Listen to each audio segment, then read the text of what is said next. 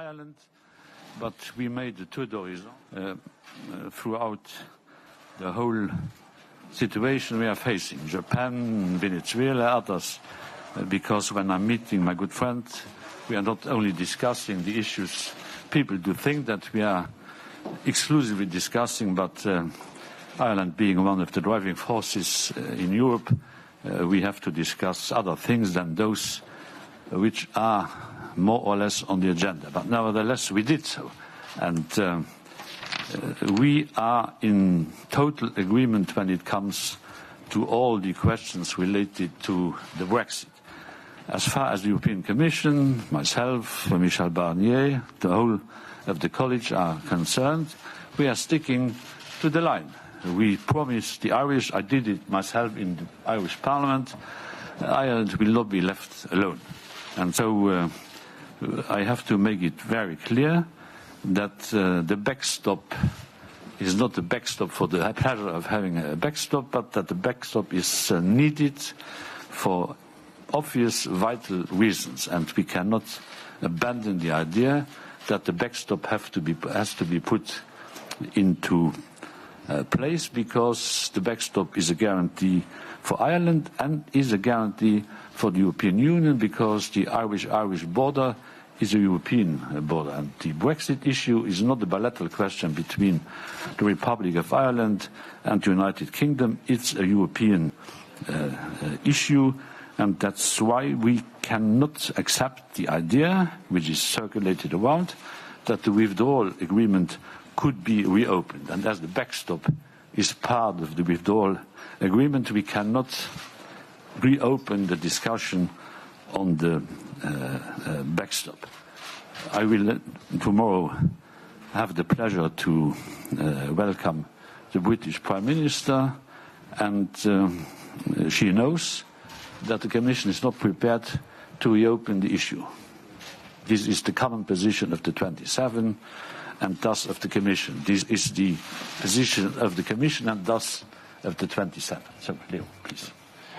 Thank you very much, Jean-Claude. And just to say, it was a really good meeting, and we were joined in the meeting by a number of officials, but of course Commissioner Hogan was present as well, and Michel Barnier. Discussed Brexit, but as the President said, discussed a number of other issues as well, because the European agenda is deep and broad and deals with many things other than Brexit.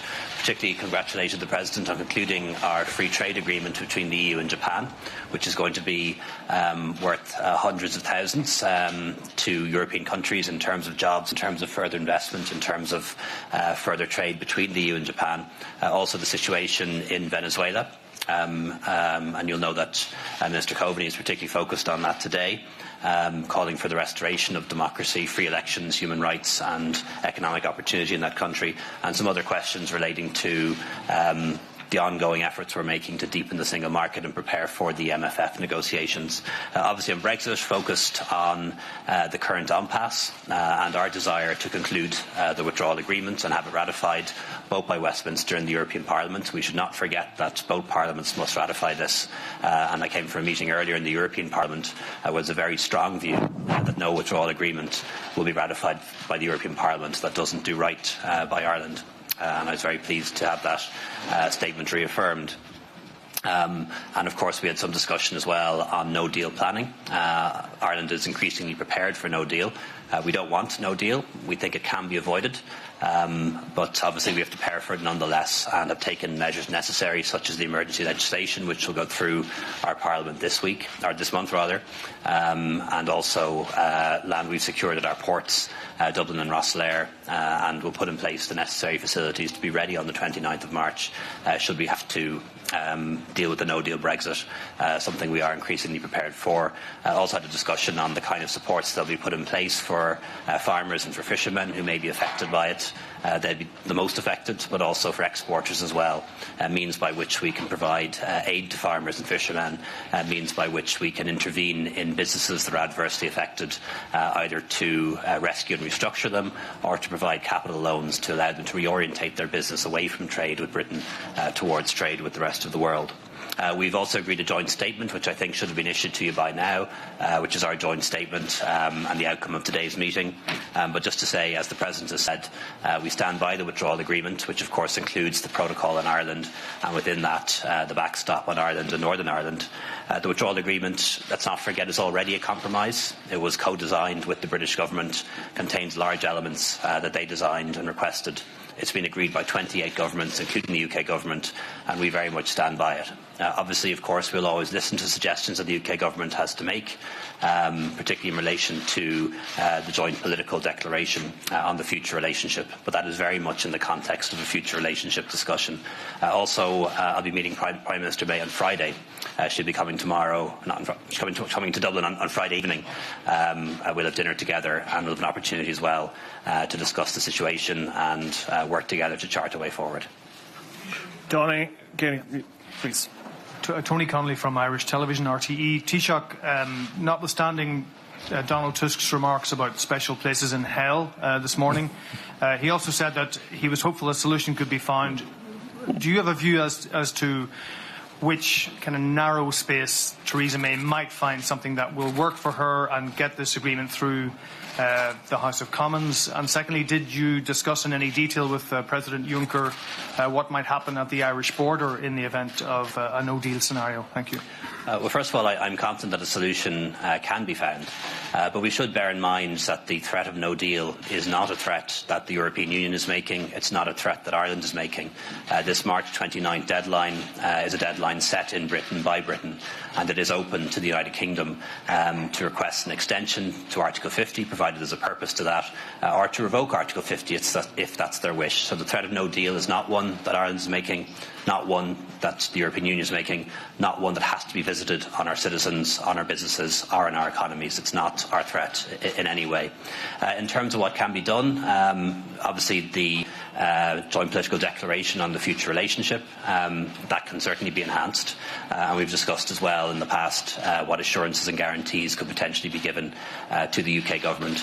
But in terms of getting a vote through the Westminster Parliament, there's two things I would say. First of all, bear in mind this also has to go through the European Parliament. Yeah. There's more than one Parliament in Europe, and the European Parliament will have to ratify this as well. And I know the European Parliament will not ratify any withdrawal agreement that doesn't do right by Ireland, that doesn't secure the peace in Northern Ireland, and will of course want to insist that we protect the integrity of the single market and the customs union, which Ireland wants to protect as well, because it's core to our economic and industrial strategy, core to our prosperity, that we're in the Eurozone, we're at the heart of the European project, and we will protect the single market and customs union.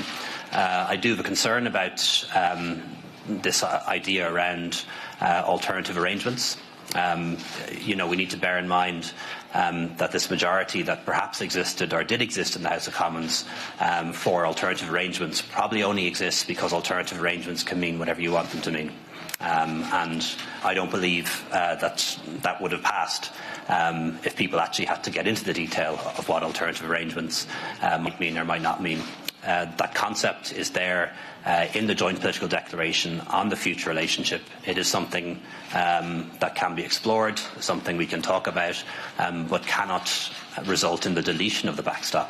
And that's the fundamental point. It's there in the joint political declaration, in the future relationship to be worked on in the years ahead, but it cannot be done in such a way that deletes the backstop.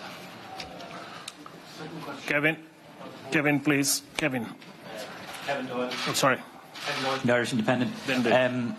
Taoiseach, you said before that in the event of a no deal there would have to be difficult conversations held with Europe. Was today the start of those difficult conversations about what might happen at the border if a no deal develops? And Mr Juncker, can Irish industry, particularly things like the agri-sector, expect some sort of financial assistance or a relaxation of some of the EU rules in the event of a no deal? What can the EU offer to Ireland? It's in your no deal contingency that Ireland will be more affected than any other country. So what can we expect from the EU in that scenario? And just to both leaders, do you agree with Donald Tusk that there is a special place in hell for Brexiteers who didn't have a plan?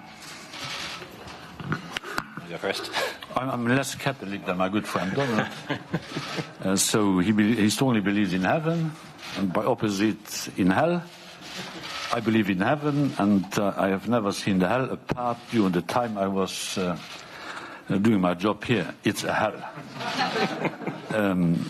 As far as your other question is concerned, we stand ready to help, but I don't like the expression help. To be acting in full solidarity with Ireland in the case you are mentioning. But this is not my working assumption. My working assumption is not a no deal. And my working assumption is not that this concept of alternative arrangements are a plan. These alternative arrangements can be put under meditation for the future, not for now. The so-called alternative arrangements can never replace the backstop. We need the backstop. We need the withdrawal agreement.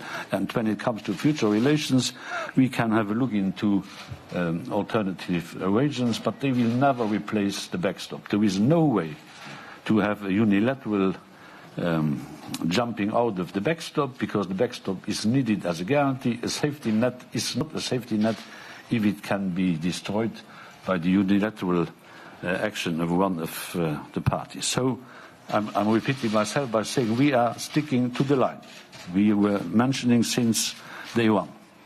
What about the idea of financial assistance? No, but I was saying that we stand ready to assist, but I don't like this word assist in Ireland when it comes to farmers, when it comes to others. So when I said that Ireland will not be left alone, this is also true when this kind of measures have to be introduced, but I don't believe that the no-deal situation is the most probable one. I think to answer your question, Kevin, I think it's always important to recall that the border between Northern Ireland and Ireland isn't just a border between Northern Ireland and Ireland. It's also going to be the new EU-UK frontier. Yeah. So this isn't just a question for Ireland. It's not just a question of maintaining the peace process, protecting the Good Friday Agreement, although that is the overriding objective and has to be. It is also a question of making sure that we protect the single market and the customs union, and that Ireland doesn't become a backdoor to the single market and the customs union. So if at some point in the future the United Kingdom were to allow chlorinated chicken or beef with hormones into it, into their markets, we wouldn't want that coming into our markets or the European Union as well. But as I've said before, we're making no preparations, no plans for physical infrastructure on the border. We haven't really got into the details of that today, but we will do whatever is necessary to avoid the emergence of a hard border on our island, deal or no deal. Go ahead. Thank you. Andrew Burns, Sunday Times. Taoiseach, can I ask you how you interpret Chancellor Merkel's comments this week that she expects or is open, the EU should be open to creative suggestions on the backstop? Do you think that refers to alternative arrangements to be discussed in the transition period, or something more creative in the coming weeks from the UK side? And President Juncker, you were handed a greeting card, I believe, which said "Thank you, Ireland." Could you tell us what it said on the card? It was private. It was a thank you message from a family in Dublin. Yeah. So it was nice, really nice. I can't obviously interpret Chancellor Merkel's comments for you, but all politicians are creative, and I think we've already been very creative in the withdrawal agreement. Let's not forget where we started. We started with a backstop that would apply only to Northern Ireland. It was the request of the United Kingdom that we extend that to include a customs union or a single customs territory involving the United Kingdom.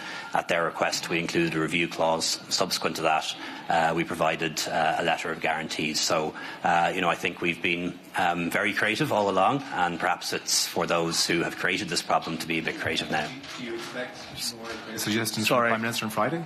Say again, sorry? Do you expect more suggestions from the Prime Minister on Friday? I don't know, but one thing I can definitely say is that no matter what happens in the next couple of months, Ireland and the United Kingdom are nearest neighbours. We're very strong trading partners with each other, and we have a particular shared responsibility to Northern Ireland, to the peace process and to the Good Friday Agreement. So we have to have good relations no matter what happens, and I look forward to meeting the Prime Minister in Dublin on Friday night. This concludes our press conference. Thank you. Okay. Thank you. Bye-bye.